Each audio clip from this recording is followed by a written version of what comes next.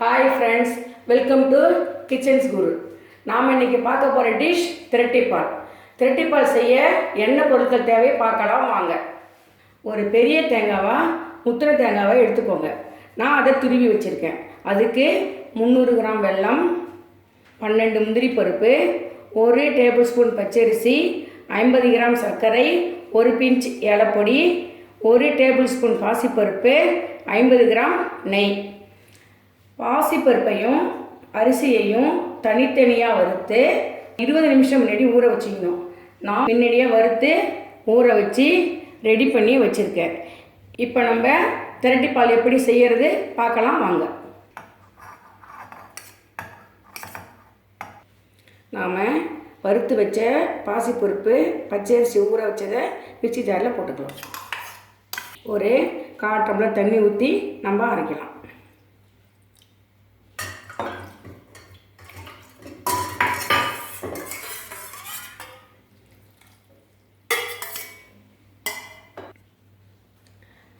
ரொம்ப விழுதாக அரைச்சிடக்கூடாது, குழன்னு வந்துடும். நான் எப்படி அரைக்கணும் உங்களை காட்டுறேன்.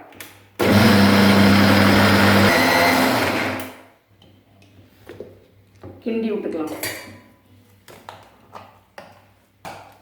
இன்னும் கொஞ்சம் தண்ணி விட்டுக்கலாம்.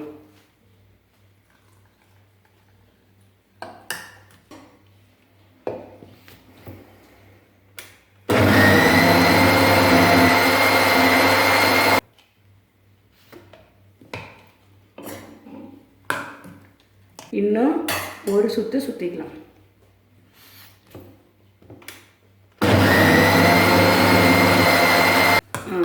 இப்போ ரெடி ஆயிடுச்சு. இப்படி தான் இருக்கும். இந்த பாசிப்பருப்பு சத்தத்தில் வாசம் நல்லா வருது. இப்போ நம்ம பாவு ரெடி பண்ணணும். இப்போ வாங்க நம்ம அடுப்பை பற்ற வச்சுக்கலாம். பற்ற வச்சுட்டு 1/2 டம்ளர் தண்ணி ஊற்றிக்கலாம். தண்ணி ஊற்றிட்டு 300 கிராம் வெல்லத்தையும் சேர்த்துடலாம். சர்க்கரையும் 50 கிராம் சேர்த்துடலாம். வெல்லம் கரையட்டும். சில வெல்லத்தில் மண் இருக்காது, தூசு இருக்காது. சில வெல்லத்தில் மண் இருக்கும். நம்ம எதுக்கும் ஃபில்டர் பண்ணிக்கலாம்.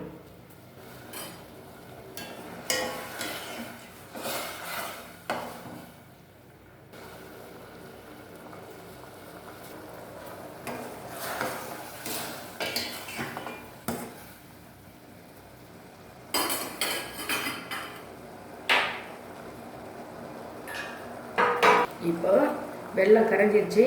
அடுப்பை ஆஃப் பண்ணிக்கலாம். இப்போ வெள்ளைப்பாகை நம்ம வாணலில் ஊற்றிக்கலாம். லேசாக மண் இருக்குது.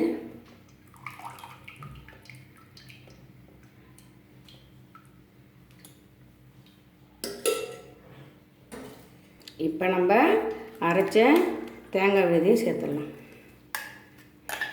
சேர்த்துட்டு கொஞ்சம் தண்ணி அலசி ஊற்றிக்கலாம். இப்போ நம்ம அடுப்பை பற்ற வச்சுக்கலாம்.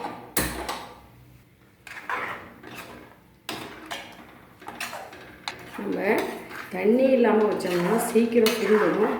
ஆனால் அது வேகாமல் டேஸ்ட் இருக்காது. அது கொஞ்சம் குழன்னு இருக்கும். கொஞ்சம் இந்த மாதிரி நல்லா சுருண்டு கொதித்து வந்தால் தான் நல்லா டேஸ்ட்டு கிடைக்கும். நல்லா கொதிக்கிட்டோம். இந்த அரிசியும் பச்சை பருப்பும் கீழே போய் உட்காராமல் கொஞ்சம் கிளறிக்கிட்டே இருங்க. அப்போது 5 நிமிஷம் ஆச்சு. நல்லா கொதிக்குது. நீங்கள் புதுசாக ட்ரை பண்ணுறவங்க இருந்தால் கொஞ்சம் கவனமாக இருங்க. இதுமாரி புள்ளி புள்ளியாக வாரி கையில் அடிக்கும். சின்ன பசங்களாக இருந்தால் ஃபுல்லான சட்டை இருந்தால் போட்டுக்கிட்டிங்கன்னா உங்களுக்கு கொஞ்சம் சேஃபாக இருக்கும், பயம் இல்லாமல் இருக்கும். ஒரு 5 நிமிஷம் கழித்து நம்ம பார்க்கலாம். இந்த மாதிரி தான் கொதிக்கும். புள்ளி புள்ளியாக வாரி கொஞ்சம் ஒரு மாதிரி இருக்கும். கொஞ்சம் கவனமாக கிளறுங்க. கொஞ்சம் ஃப்ளேமை வந்து சிம்மில் வச்சு கவனமாக கிளறிக்கோங்க. இனிமேல் கிண்டிக்கிட்டே இருக்கணும். இல்லைன்னா கீழே போய் உட்காந்து அடிப்பிடிக்க ஆரம்பிச்சிடும். இன்னும் கொஞ்சம் கவனமாக கிண்டிகிட்டு இருக்கணும். நல்லா திரண்டு வருது.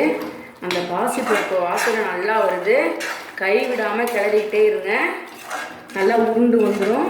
இப்போ நம்ம நெய் சேர்க்கலாம்.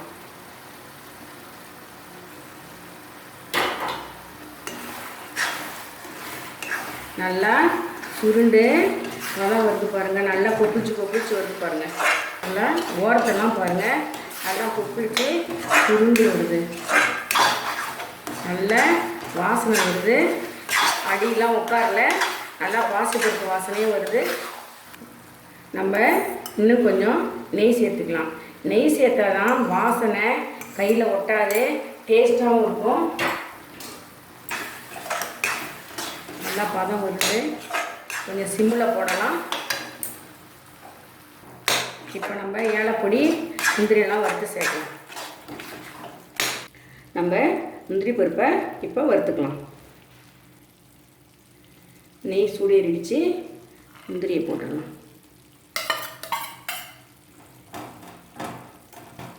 முந்திரி பருப்பை பார்த்தாலே பசங்க சாப்பிடணுன்னு ஆசையாக கேட்கும். நல்லா சவுந்துருச்சு, அடுப்பை ஆஃப் பண்ணிக்கலாம். இப்போ வறுத்த முந்திரியை சேர்த்துடலாம். பதம் வந்துருச்சு, நம்ம இப்போ இறக்க போகிறோம், அடுப்பை ஆஃப் பண்ண போகிறோம்.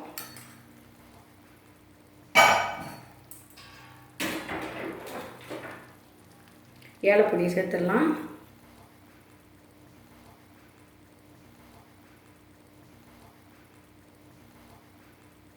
நல்லா வாசனை வருது, பார்க்கும்போதே சாப்பிடணும் போல இருக்குது. ரெடி ஆயிடுச்சு. இப்போ அடுப்பை ஆஃப் பண்ணிடலாம். சுவையான பாரம்பரிய திரட்டிப்பால் இப்போ ரெடி ஆயிடுச்சு. நீங்கள் ட்ரை பண்ணி பாருங்கள் ஃப்ரெண்ட்ஸ். இந்த வீடியோ பிடிச்சிருந்ததுன்னா லைக் பண்ணுங்கள், ஷேர் பண்ணுங்கள், சப்ஸ்கிரைப் பண்ணுங்கள். கீழே இருக்கிற பெல் பட்டன் அழுத்தினீங்கன்னா நாங்கள் போடுற வீடியோவை நீங்கள் உடனே பார்க்கலாம். தேங்க்யூ.